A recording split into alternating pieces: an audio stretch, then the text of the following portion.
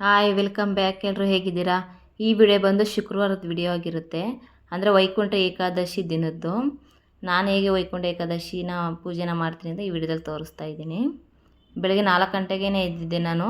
ನೈಟೇ ಎಲ್ಲ ಮನೆಯೆಲ್ಲ deep cleaning ಮಾಡ್ಕೊಂಡಿದ್ದೆ. ಎದ್ದಿದ ತಕ್ಷಣವೇ ನೆಲೆಲ್ಲ ಒರೆಸ್ಕೊಂಡು ಕಸ ಎಲ್ಲ ಗುಡಿಸ್ಕೊಂಡು ಬಾಗಿಲಿಗೆಲ್ಲ ಸ್ವಲ್ಪ ನೀರು ಹಾಕ್ಬಿಟ್ಟು ಆಮೇಲೆ ಸ್ನಾನಕ್ಕೆ ಡೈರೆಕ್ಟಾಗಿ ಗೀಜರ್ ಆನ್ ಮಾಡಿರ್ತೀನಿ. ಅಷ್ಟೊತ್ತಿಗೆ ನೀರು ಕಾದಿರುತ್ತೆ. ಸ್ನಾನ ಮುಗಿಸ್ಕೊಬಂದೆ. ಬಂದಿದ ತಕ್ಷಣ ಡೈರೆಕ್ಟ್ ಅಡುಗೆ ಮನೆಗೆ ಹೋದೆ.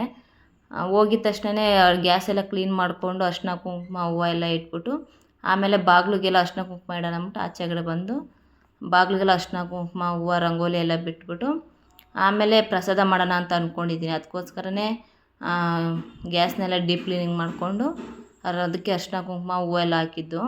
ನಾವೇನೇ ಪ್ರಸಾದ ಮಾಡೋಕ್ಕಿಂತ ಮುಂಚೆನೇ ಗ್ಯಾಸ್ನ ಪೂಜೆ ಮಾಡಿಬಿಟ್ಟು ಮಾಡೋದ್ರಿಂದ ನಾವು ಮಾಡೋ ಪ್ರಸಾದ ದೇವರಿಗೆ ತೃಪ್ತಿ ಆಗುತ್ತೆ ಅನ್ನೋ ಈ ಕಾರಣಕ್ಕೆ ನಾನು ಗ್ಯಾಸ್ನೆಲ್ಲ ಕ್ಲೀನ್ ಮಾಡ್ಕೊಂಡ್ಬಿಟ್ಟು ಆಮೇಲೆ ನೈವೇದ್ಯ ಮಾಡೋಣ ಅಂದ್ಬಿಟ್ಟು ಫಸ್ಟೇ ಡೈರೆಕ್ಟಾಗಿ ಅಡುಗೆ ಮನೆಗೆ ಹೋಗ್ಬಿಟ್ಟು ದೇವ್ರಿಗೆ ನೈವೇದ್ಯ ಮಾಡಿಬಿಡೋಣ ಅಂತ ಅಂದ್ಬಿಟ್ಟು ಫಸ್ಟ್ ಅಲಂಕಾರ ಮಾಡಲಿಲ್ಲ.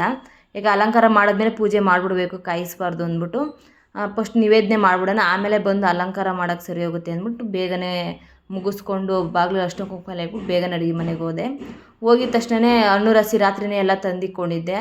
ಹಣ್ಣೆಲ್ಲ ಕಟ್ ಮಾಡಿಬಿಟ್ಟು 1 ಕಪ್ ತೆಂಗಿನಕಾಯಿ, ಒಂದು ಅರ್ಧ ಕಪ್ ಸಕ್ಕರೆ, ಜೇನುತುಪ್ಪ, ತುಪ್ಪ, ಸ್ವಲ್ಪ ಡ್ರೈ ಫ್ರೂಟ್ಸು ಇದನ್ನೆಲ್ಲ ಮಿಕ್ಸ್ ಮಾಡಿಬಿಟ್ಟು ಎತ್ತಿಟ್ಕೊಂಡೆ. ಬೇಗ ಆಗುತ್ತಲ್ವ, ಏನು ಬಾಳೆಹಣ್ಣು ಒಂದೇ ಕಟ್ ಮಾಡೋಷ್ಟು ಇದ್ದಿದ್ದು. ಮತ್ತು ತೆಂಗಿನಕಾಯಿನೂ ಆವಾಗಲೇ ತುರ್ಕೊಂಡೆ, ನೈಟ್ ಏನು ತುರ್ದಿಕ್ಕಿರಲಿಲ್ಲ. ಎಲ್ಲ ಮುಗಿಸ್ಕೊಂಡು ದೇವ್ರಿಗೆ ಅಲಂಕಾರ ಮಾಡಿಬಿಡೋಣ ಅಂದ್ಬಿಟ್ಟು ಹೂವೆಲ್ಲ ನೈಟೇ ತೊಗೊಬಂದ್ಬಿಟ್ಟಿದ್ದೆ. ಹೂವೆಲ್ಲಿಂದೆಲ್ಲ ಅಲಂಕಾರ ಮಾಡ್ಬಿಟ್ಟು ಪೂಜೆನೂ ಕೂಡ ಆಯಿತು.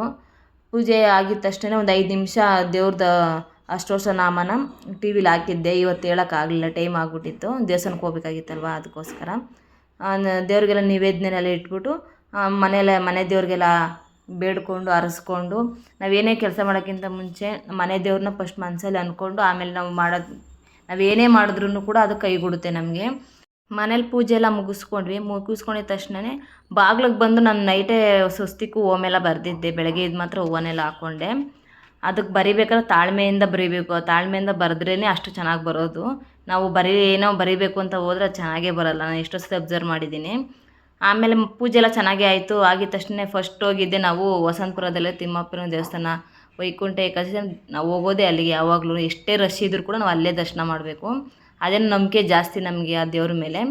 ಈ ವರ್ಷದ ಮೊದಲನೇ ದೇವಸ್ಥಾನ ಕೂಡ ಅದೇ ಆಗಿರುತ್ತೆ. ಈ ದಿನದ ವಿಡಿಯೋ ಬಂದು ಈ ರೀತಿಯಾಗಿರುತ್ತೆ.